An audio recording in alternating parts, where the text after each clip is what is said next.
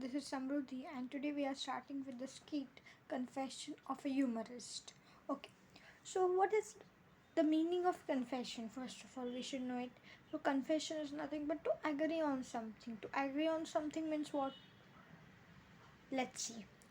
Firstly, I will explain, means when we will deal with the chapter, you will understand what is confession, what is humorist, and all that. Humorist is nothing but it is a it has a it's a personality who has a personality is there who has got the skill of changing a normal environment into fun. Now you all must be knowing Kapil Sharma show. So the Kapil Sharma is nothing but he is a humorist. Means this humorist are not the comedian. They are never say they are the comedian. No, they aren't comedian. Comedian are the one which has certain boundaries, whereas this humorist doesn't have any boundary. Okay, we'll see more about it. So here it and by reading the full line, it means confession of humorist. To agree the position of a humorist, it means. Okay, now we will see about the author and then we'll start with the skit. Now author's name was William Sidney Potter, who born in 1862 and died in 1910. Okay, and his pen name was O. Henry. Now his pen name means what? Whenever he write poetries or I will say skits, okay, discussions. In that case, so I will say here means his name was O. Henry, and he never considered it as William Sidney Potter in that case. Okay, he was an American short story writer. He became his short stories are famous for their wit and twist in the endings. Now it means what? A capacity of inventing a thought. So there his famous stories, his short stories were having wit and twist. Okay, so O. Henry tried his hand at many professions before he finally found his calling as short story writer. As short story writer. Now his famous work are The Gift of Maggie, Retrieval Formation, Last Leaf, and all that. Okay, so you must have read The Gift of Maggie or Retrieval Formation or The Last Leaf. Okay, now we will start with the skit. So let's continue. So I think this much, whatever with the about the author and the title explanation has been done by me. Okay, what does the title mean and all that. So I don't think so there is any query to anyone till here. If you have any query, you can think or type in the chat box. Now we will start with the skit. Now what does a skit means? So let's continue. Now the employees in the store brought a silver inkstand for the senior partner on his 50th birthday. Now I will first read out full stanza, then I will explain. It would be a better thing. Yeah. I had been selected for spokesman and I made a little speech that was a hit. It was full of puns and epigrams and fully twists that brought down the house. Old Ma himself actually grinned and employees took their cue and wrote. What does it mean? Don't worry, I'll explain you.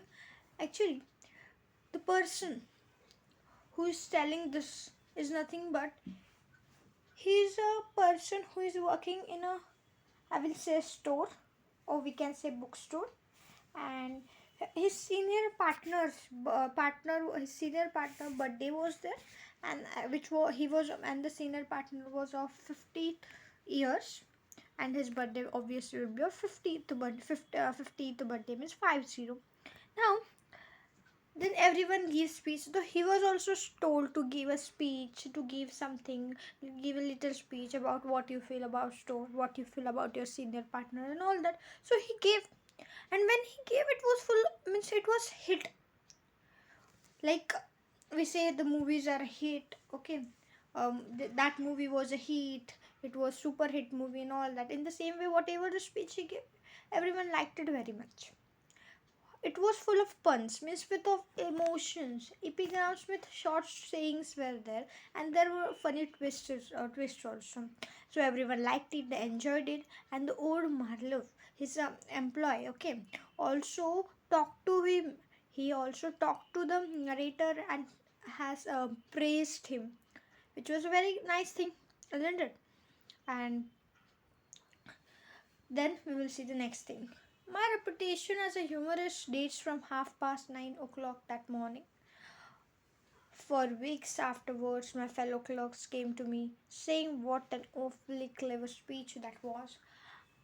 I was a mere bookkeeper, but my degrees, my fame spread, and I became a local character. Our town was small enough to make this possible. The daily newspaper quoted me at social gatherings. I was indispensable. What does it mean?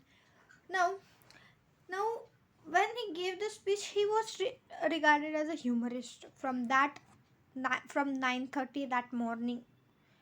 Okay, and then afterwards his clerks were also there. They were also praising him. They were saying what an awfully clever speech and all that, but he was just a bookkeeper. Okay, but his sayings, whatever he gave, this what the speech he gave on that day was spread like a fame, like a celebrity. Okay, and he became a local character. Everyone enjoyed it, everyone want him like this. Then daily newspaper people, the newspaper quoted him by saying that will you write the short stories or like this for our newspaper and all that. And at social gathering also, everyone means he was an essential thing, essential part. Okay, I did possesses considerable wit and a facility for quick and spontaneous repartee, and the nature of it was kindly and genial, not running to sarcasm or offending others. People began to smile when they saw me coming, and I generally had the word ready to broaden the smile and to laugh. Now, what happened? Now he has the quality of wit, so has the quality of wit and a facility for quick and spontaneous repartees means nothing but a joke. He was having the capability for inventing thought, making the environment into a means into fun like this. He was having the capability, and also the humor means the humors which are there, they're very kind and genial. That is, no taunt is there. Okay, and they never means they are not to they not to means they also not run to sarcasm means if we say something okay, if we say something like the humorist say something as a humor, so the humor which they speak, the speech they give, okay, that is nothing, then it doesn't offend others. It is very kind and genial. No one feels bad when they speak and everything. They just laugh and laugh, as you have seen in Kapil Sharma's show. Okay, people begin to smile when they means people were smiling at him when he was passing to them and all that. Okay, and he was making the normal environment the smile into laugh. Okay, like this he was having the capability. At sundry days, I had written out a few jokes and conceits and had spent them to certain periodicals. All of them had been instantly accepted. Several of the editors had written to request further contributions. One day, I received a letter from the editor of the famous weekly publication. He suggested that I submit to you a humorous composition, hinting that he would make it a regular feature of each issue if the work proved satisfactory. I did so, and at the end of the 2 weeks, there he offered to make a contract with me for a year at a figure that was considerably higher than the amount paid by the hardware firm. What does it mean? Actually, at sundry days, what he was writing few jokes and poems, which was means and then fame means which was like a which he was writing. Okay, he was writing. Then some editors came. They asked him that will you write some will you give some contribution to our newspaper and all that. So he for that you will be given some money. Okay, then he thought over it. Okay, and obviously that money were more than the money which he was getting from the book as a uh, bookkeeper. Okay, he thought about it. He asked to her he asked to his wife. He discussed this matter seriously with his wife, whose name was Luza. uh, okay, and they both agreed, and he decided to resign from the store. Means resign from the store and devote himself to humor. Now my fellow clerks gave me a farewell banquet. The speech I made there was printed in full by the Gazette. The next morning I awoke and looked at the clock. Late, by George! I exclaimed and grabbed my clothes. Lusa reminded me that I was no longer a slave to hardware and contractor supplies. Okay, so his fellow clerks gave him a farewell banquet, and even his speech were written in newspapers, were printed in the newspapers. And next morning what happened, he shouted that late like this, we say no, when we have to go to a work and we became late, we wake up late, so in that way, in that case we say late.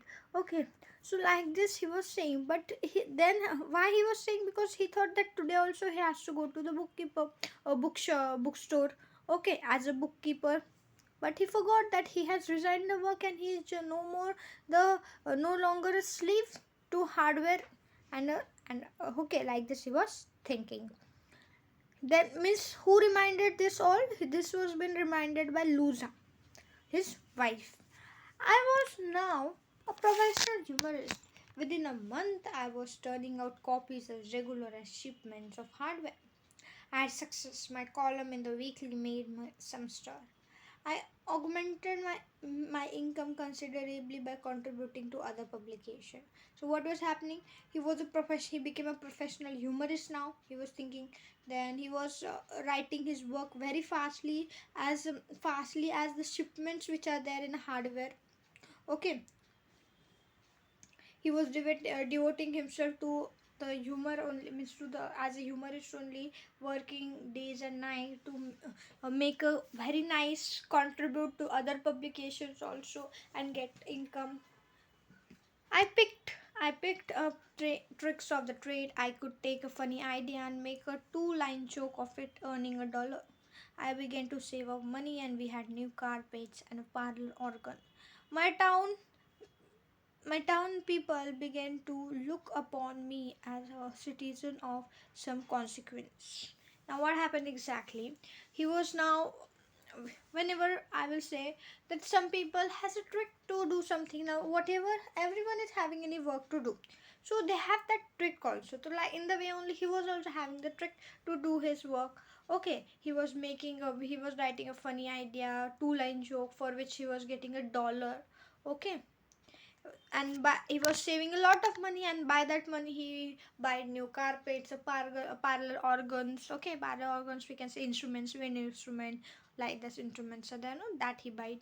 Okay, after 5 or 6 months the spontaneity seemed to depart from my honor humor, I mean.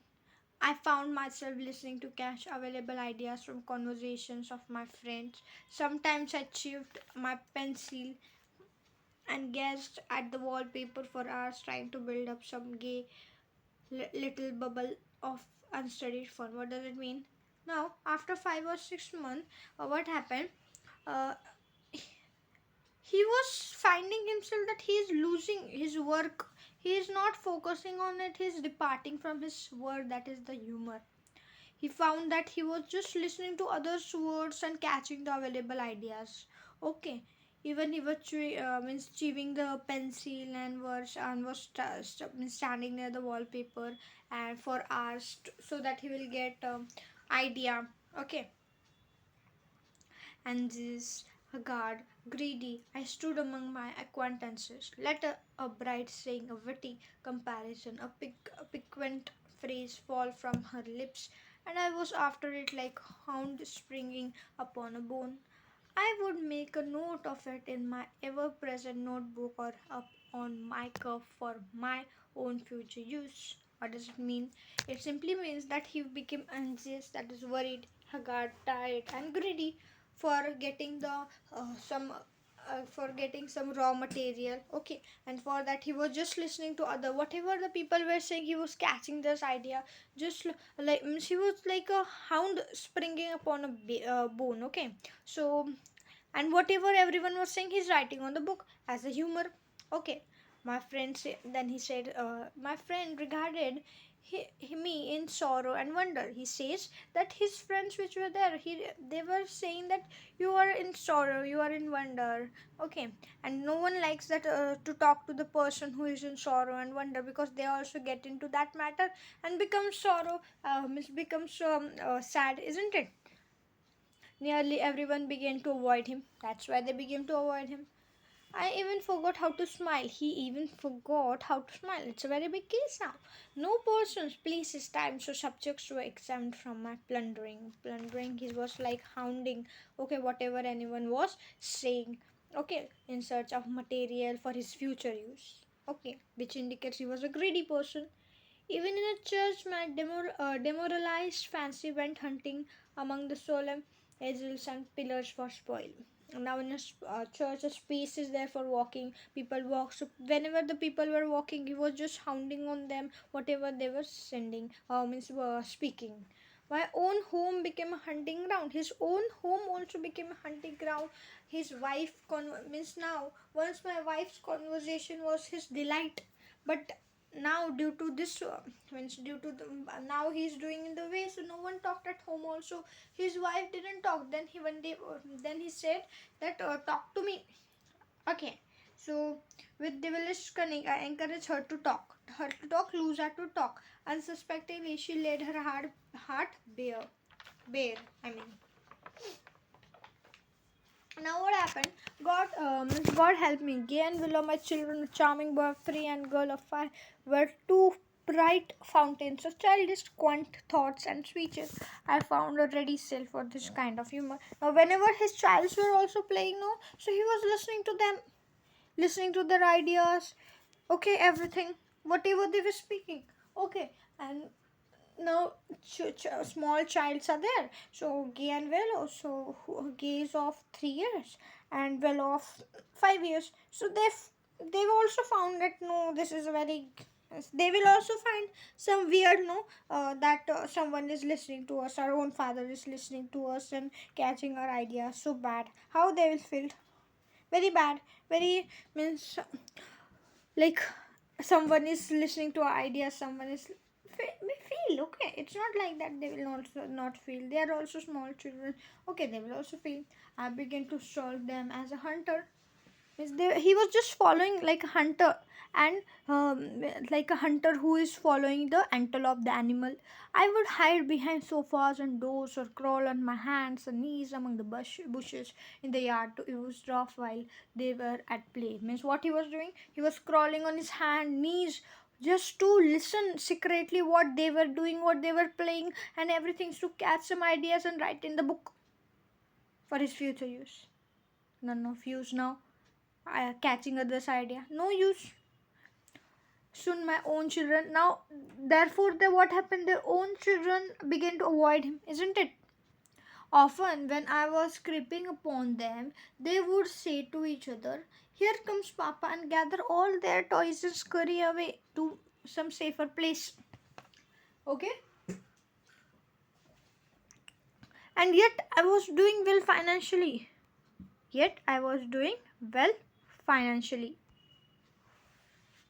Before the first year passed, I had saved $1,000 and we lived in comfort. But at what a cost! I had no friends, no amusements, no enjoyment of life. The happiness of my family had been sacrificed due to his like this behavior. Now one day a man spoke to him with a pleasant and friendly smile. Not in a month, no one spoke to him, said him, or has wished him. But this man wished him while passing. He was the under. It means he was. Means the narrator was passing the undertaking establishment of Peter Heffelbauer. So the Peter Heffelbauer stood in the door and saluted the narrator. That is okay. Now he saluted him. Now the narrator stopped, strangely wearing that stress. So he was just having a twist or having a surprise that how he greeted me. Okay, so like this it happened. Now he went into the back room. A customer came. The Peter left him alone for a while. Okay, so the Peter, the one who has wished him, who had wished him, had taken the narrator to the means narrator into the back room. Okay, but one customer came, so he left, and for some time the narrator was alone. Presently, the narrator felt a few new feeling. Okay, and a sense of beautiful calm and content. Okay, he was now, he forgot everything about writing, humorist and everything, but just was enjoying the silence, the beautiful calmness there. Okay, and he was finding the place as if a refuge from the humor, as if a safety from that humor. Okay, then he said, I had not known Heffelbauer well. When he came back, I let him talk. Never have I known man's talk to be as magnificently dull as Peter was. Common words as plentiful as blackberries flowed from his lips. He was such a kind. The Peter Heffelbauer was such a kind and a very good person. Now 2 or 3 evenings each week, he was coming each week 2 or 3 evenings. He would he said that I would steal down to Heffelbauer and revel in his back room. So he was sitting in the back room only, enjoying the silence. And then he was when he was sitting there, he was finding himself alone and away from his humor and enjoying it. He was having joy. And soon after, when he was coming there, sitting there, so he was finding himself to rise. Means he was rising from that humorist, means whatever he went into depression and all that due to this humor and everything. So he was coming out from the depression. Okay, while when he was sitting into that room. Under this influence, I began to improve in spirits. I surprised one or two of my former friends by throwing them a smile and cheerly words as I passed them on the street. Several times I dumbfounded my family by relaxing long enough to make a jocose remark in their presence. So, what happened exactly? Now he was just improving little and little. So what he did, he smiled with his friends. He talked to them in a cheery manner, and therefore they also talked. If anyone is talking to us in a very nice mood and everything, so we will also talk. But if anyone is talking with a sad mood and everything, so we will also feel sad and will also get irritated. No, yes. So like that only was happening at first. But now when he spoke with a smile and everything, everyone was talking to him with a very nice, okay, with a very nice mood and everything. My work began to suffer. It was not the pain and burden to me that it had been. I often whistled at my desk and wrote with far more fluency than before. I accomplished my task impatiently, anxious to be off to my helpful retreat. Now, what happened? He was feeling bad, pain, a burden because his work was lacking and everything. He was just writing whatever he gets, but there he wasn't feeling also that work, whatever he has written, is good. As first, whenever he write, he was feeling from inner side that yes, this work is good, whatever he has written. But now that also he was not feeling, and everything happened.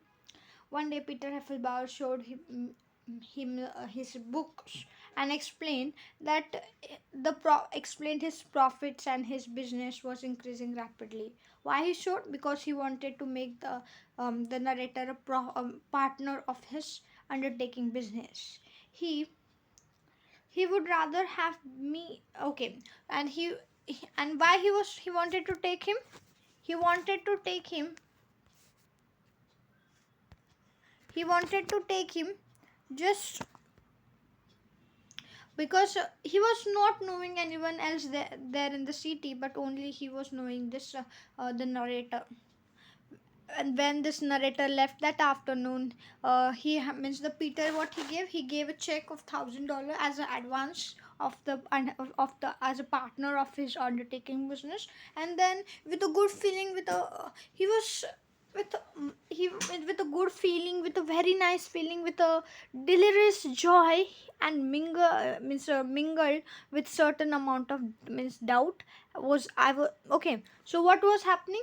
He was very very very happy by getting the check, also by becoming the partner of the undertaking business. But he was he was having a fear to tell this to his wife. And why it was he was having the fear to tell his wife? Because um, he first was a like a celebrity, writing his humorist and everything, like Kapil Sharma is just like a celebrity only, no? Okay, but when his wife will hear that he is no more that, and just a common people, a common work he is doing, so here his wife will become sad, and that's why he was having a fear that his wife will become sad and everything will happen. Sad environment will happen, and that's why he was dreading to tell this to his wife. But at supper table, Lucia handed him some letters. Several of them contained the rejected manuscripts of him. Okay, ever since I first began going to Heffelbauer's, my stuff had been coming back with alarming frequency. Now, as I told you, he was writing anything because he was not getting any idea, and due to that, the editor also editor didn't like it, and he sent it all his copies back and said, "Dear sir, as you were aware, as dear sir, as you are aware, our contract for the year expires with the present month. While regretting the necessity for so doing, we must say that we are not to renew the same for coming year. We were quite pleased with your style of humor, which seems to have delighted quite a large proportion of our readers. But for the past 2 months, we have noticed a decided off falling off in its quality. Again, regretting that we do not consider your contributions available any longer. We are," and so on. He said, "Yours sincerely, the editor." So what does it mean? They don't wanted they no more wanted his work. Everyone liked it, but for the past 2 months, they noticed that his works letters was not too good. Everyone was not enjoying from it and everything. That's why he said that this contract now gets ended, and now we don't want you. Whenever we find that there is need of you, we'll surely call you, and sorry and all that, he said. I handed this letter to his the narrator handed this letter to his wife and said to read it. Now, while after reading, her wife was like crying only, almost tears were coming from her eyes, and he said, "Oh John," she wailed, "what will you do now?" He means the narrator's name was what? John, the one who was facing this problem. It means so. He said, "Oh John, what you will do now?" But the answer of it was that the John was doing a polka step, means a dance step, and he was just very very happy also, and like a means delirious joy was been seen in him, and also he was yelling with glee and emulating his steps. Okay, then he said, "The theater for us tonight," he shouted. Means we'll go for theater tomorrow, means tonight. Okay, we'll see a movie and all that, like they said. Everyone thought, means the family thought that he's gone mad due to this means he's gone mad due to this trouble, due to this letter being came. But they weren't actually knowing that he is a partner of the undertaking business and got checked too. So he said, then he explained by declaring that he was now a partner of undertaking establishment, and with the editor's letter in um, okay. So what happened? So his wife was not having any advance, no objection, could advance no objections. In conclusion, we will say that today we will find no man in our town as well liked, so jovial, that is happy or full of merry things. And I like this. They said, "My jokes are again quoted." He says that, "Don't worry, if I get time I will write my jokes, everything." Okay, Gay and Voila play at his feet and were enjoying, and they were happy that they got their father again. And that's why I will say here that means I will say that the business has prospered finally. And what happened, the John which was there, he was keeping the books and look after the shop while the Peter was attending the outside matters. So he says that my levity and high spirits would simply turn any funeral into a regular Irish effect. Means, what does it mean? It means that levities means nothing but, I would say here, treatment of serious matter with humor. So he says that a treatment of serious matter with humor and high spirit will turn a buried person into a regular Irish person. Okay, and in this way we are through with the chapter of confession of a humorist. A very good thing has been told, and that's why it's the story sells. Confession first, whenever everyone enjoyed it. He accepted him as a humorist. He agreed upon the word humorist as himself. But later he understood, no, he was not made for this. He's made for something else, and that's why he left it. Later, if he gets time, he will write it. This is okay. So I hope this point is clear to everyone, and thank you all of you. If you really enjoyed it, so like my video and even subscribe to my channel for more videos. Thank you.